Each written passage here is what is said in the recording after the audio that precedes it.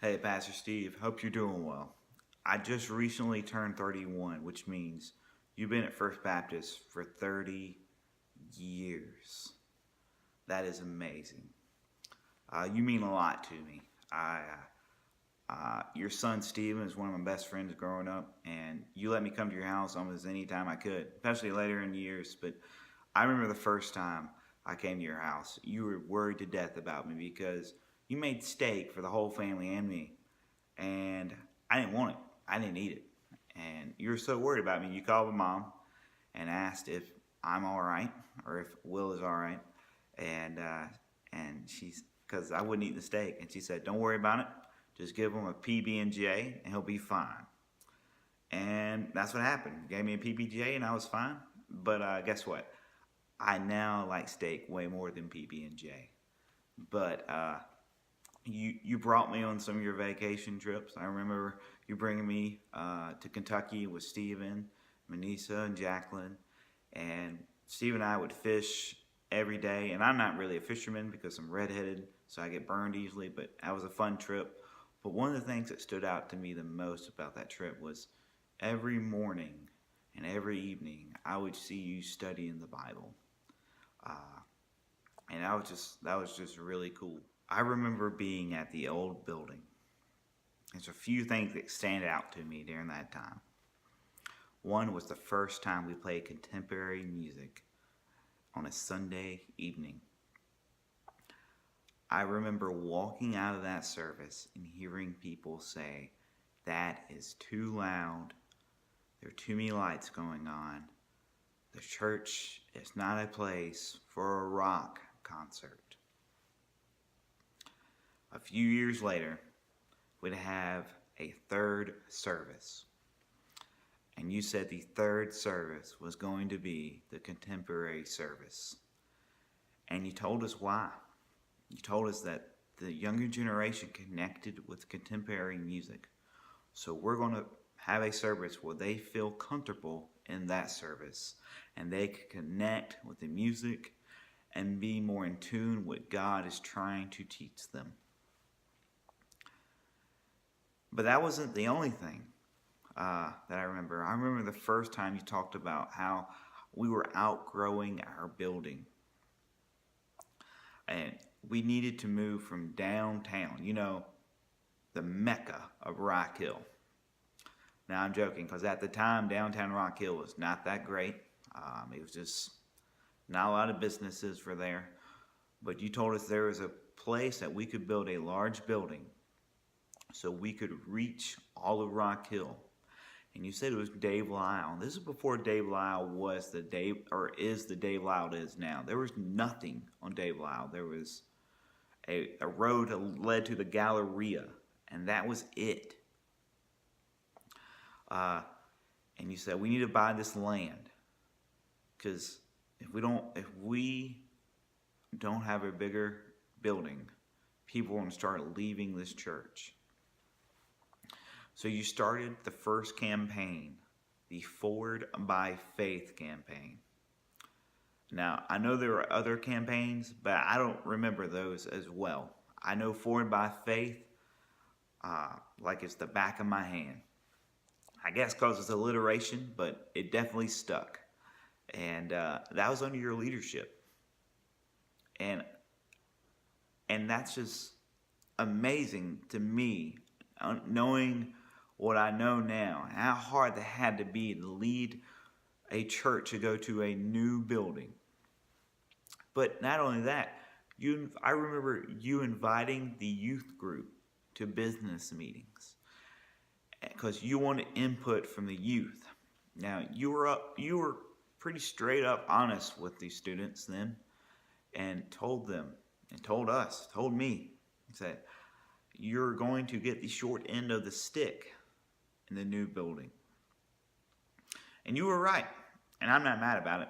You're just being honest, because at the old building, the youth had their own two buildings. They had a middle school building and a high school building. And each building had its own stage for its own praise band. I remember those days. They were great. And you told us you're going to get the short end of the stick. And you know how right you were? We went from having our 2 own buildings to being in the basement of the new building. Now, we moved into the new building in, I believe, January or February 2005. I could be wrong. It could be late 2004. But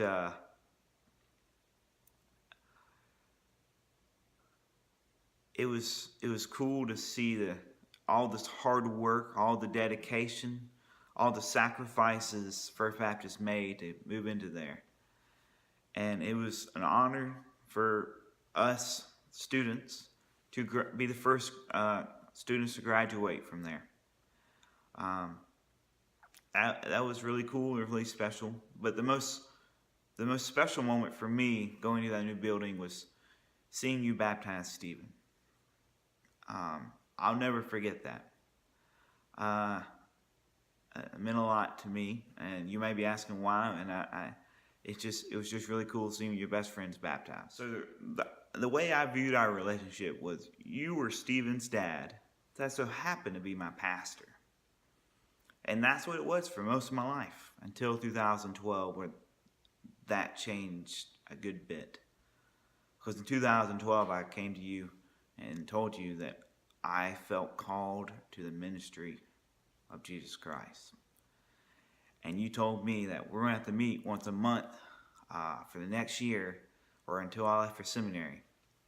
And you want to prepare me for seminary. You also want to prepare me for ministry. And thank you so much for that.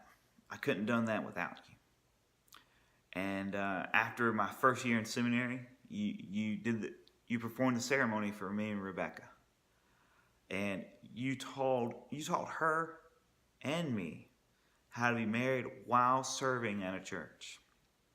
And you told us to put God first, then each other second, then our kids third, and then ministry fourth. Now, we had to balance all that, and that is tough. But you told us if we lose each other, we're going to lose our ministry. And you said that may make people mad based on the decisions that we make, balancing family and ministry, and even just making decisions in ministry. People are going to be mad sometimes on choices. Just like when you allow contemporary music to be played at First Baptist and start planning for the new building at First Baptist. It happens, and we just need to trust God. And you told me about how people in Israel, when Moses was leading them, they complained. And then all the way through Jesus, and then his apostles. But you also said if you're doing the things you love, it's not going to feel like a job. It's going to feel what God calls you to do, and that's what ministry is to me. God called me to it, just like he called you. And you prepared me. You prepared me for ministry just like Paul prepared Timothy. And I can honestly say I no longer view you just as Stephen's dad or just my pastor that I had for 28 years. Because of your leadership and your willingness to look at the long term, look into the future for First Baptist, I never had a different head pastor until I left First Baptist. I mean, think about that. Not many pastors stay at a church for 30 years. That's amazing. So thank you for that. And while relationships change, I know, like I said, I no longer see you just as Stephen's dad or my home church's pastor. I see you as a friend in the gospel. So thank you so much for pouring into First Baptist for 30 years and pouring into my life for so many years, and you're still pouring into it. So thank you. So keep going for however long that God wants you to do, and I'll be praying for you, bud.